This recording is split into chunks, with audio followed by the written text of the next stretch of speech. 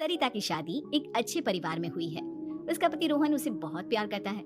घर में उसकी सास शांति और ननद मीनाक्षी भी है, जो सरिता के किसी काम में दखल अंदाजी नहीं करती। लेकिन फिर भी सरिता को ऐसा लगता है कि दुनिया की सबसे ज्यादा बेचारी बहू वही है और सबसे ज्यादा अत्याचार उसी पर हो रहा है।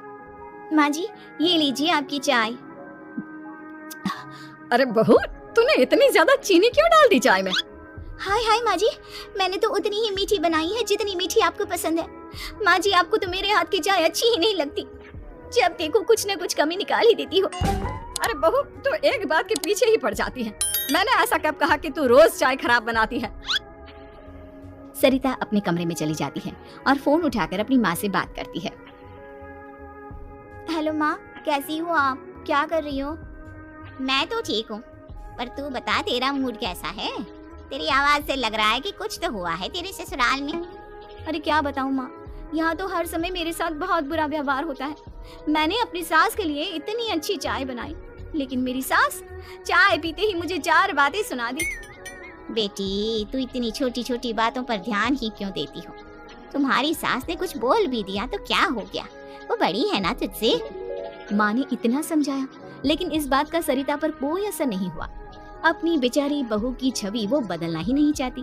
अगली सुबह सब नाश्ते के टेबल पर बैठकर नाश्ता कर रहे थे। तभी सरिता ने अपने पति से कहा, सुनिए जी, मुझे ना आज बाजार से कुछ सामान लेकर आना है। आज आप ऑफिस से आने के बाद मुझे लेकर चलना ना। भाभी, मुझे भी कुछ किताबें खरीदनी है। आप दोनों जा ही रहे हो तो मेरी किताबें भी ले आना। लो, अभी तो बात ही की है बाजार जाने की, तो एक फरमाइश आ गई। माँ जी, आप भी बता दो कुछ, और हाँ, मोहल्ले वालों से भी बोल दो अगर वो कुछ मंगवाना चाहते हो तो। बेचारी मीनाक्षी अपना सा मुंह लेकर रह गई। ये सब देखकर रोहन से चुप नहीं रहा गया और वो गुस्से में बोला, सरिता, क्या हो गया है तुम्हें? मीनाक्षी ने तो सिर्फ किताबों के लिए बोला है। तुम्हें मीनाक्षी से इस तरह से बात नहीं करनी चाहिए। माफी मांगो उससे अभी। क्या? मैं माफी मांगू? दिन भर आपके घर के काम करूं मैं, आपकी और आपके घर वालों की बातें सुनूं मैं, और अब माफी भी मैं मांगू? ऐसा कभी नहीं हो सकता। ये बोलकर सरिता वहाँ से चली जाती है। एक दिन उनकी पड़ोसन घर आती है। अरे सरिता, क्या कर रही है? और क्या करूंगी भाभी जी, बस घर का काम ही कर रही हूँ। आप बताओ कैसे आना हुआ? अरे मैं तो तुम्हारा हालचाल पूछने आई थी, लेकिन तुम तो बिजी लग रही हो। कोई बात नहीं, मैं बाद में आ जाऊंगी। और क्या करूँ भाभी जी, जब से शादी होकर आई हूँ ना, बस काम ही कर रही हूँ। और इस घर में ना कोई मेरी कदर नहीं करता। पति है जो बस घर से ऑफिस, ऑफिस से घर।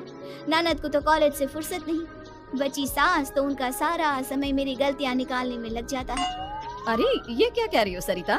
तुम्हारी सास तो पूरे मोहल्ले में तुम्हारी तारीफ करती फिरती है कि तुम बहुत अच्छी हो, पूरा घर तुम्ही ने संभाल रखा है।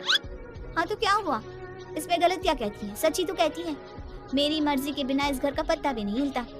शाम को जब रोहन घर आया तो उसने सबसे कहा, कल हम सबको मौसी जी के घर जाना है, उनकी बेटी की शादी है। सब अपनी अपनी पैकिंग कर लो, सुबह होते ही निकल जाएंगे।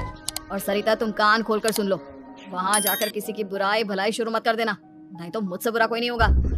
हाय हाय जी, आप तो ऐसे कह रहे हो जैसे मैं सुबह शाम सबकी बुराई करती फिरती हूँ। आज तक कोई कह नहीं सकता कि मैंने किसी के पीठ पीछे किसी के बारे में कोई बुरी बात बोली हो तो।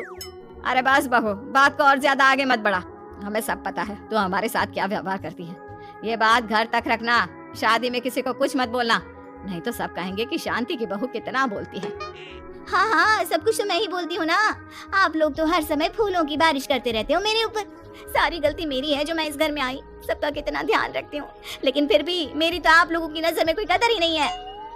अगली सुबह सब लोग मौसी जी के घर पर चले जाते हैं। वहाँ पर शादी का माहौल होता है, सब जगह चहल पहल होती है, बहुत सारे मेहमान आए हैं। सरिता को वहाँ बहुत अच्छा लग रहा है।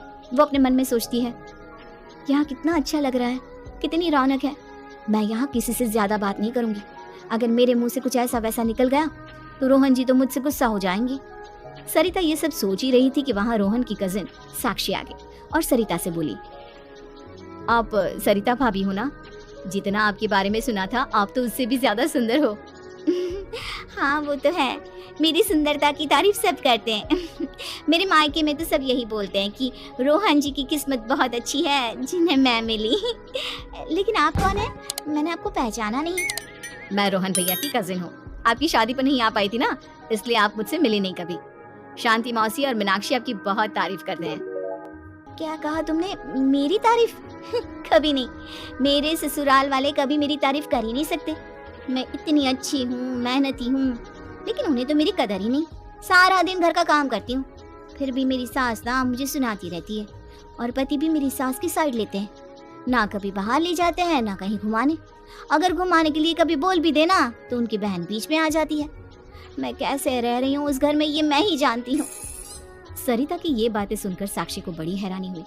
अब वो हर किसी के सामने अपनी बढ़ाई और ससुराल वालों की बुराई करने लगी। रोहन और शांति को सरिता पर बहुत गुस्सा आया, लेकिन वो चुप रहे।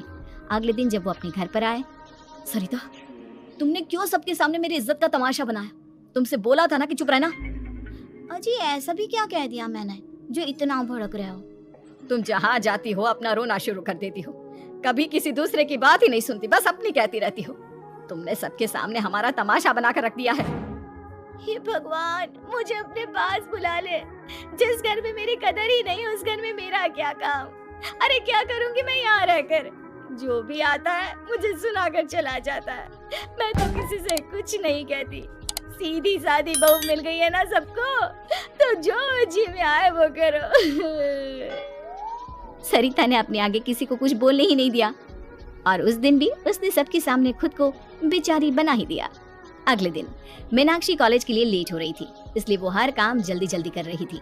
अपना नाश्ता लेने किचन में गई और पतीले में रखे गरम दूध को गिलास में डालने लगी। दूध का पतीला उसके हाथ से छूट गया और गरम गरम दूध उसके हाथ पर गिर गया। ओए माँ, हाय मेरा हाथ, माँ मेरा हाथ जल गया। मीनाक्षी की आवाज सुनकर सरिता दौड़ती हुई आई। ये क्या किया तुमने? तुम्हें नाश्ता चाहिए था तो मुझसे बोल देती, मैं क्या मना करती थी? अब पता नहीं कितने दिन की मुसीबत पाल ली तुमने।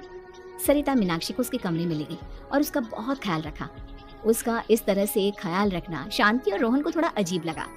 माँ, सरिता के दिमाग का भी कुछ पता नहीं। कल शादी में सबको इतना कुछ बोलकर आई है हमारे बारे में, और अब मीनाक्षी की कितनी अच्छी देखभाल कर रही है। ये ऐसा क्यों करती है? बेटा, तेरी बीवी की ना आदत हो गई है सबके सामने खुद को बेचारी दिखाने की, और आदत इतनी जल्दी नहीं बदलती। जब ये बोलना शुरू करती है तो रुकने का नाम ही नहीं लेती, इसलिए इसे पता ही नहीं चलता कि ये किसके सामने क्या बोली जा रही है। लेकिन दिल की बहुत अच्छी है। हमें भी अपना दिल बड़ा करके ये जैसी है इसे स्वीकार करना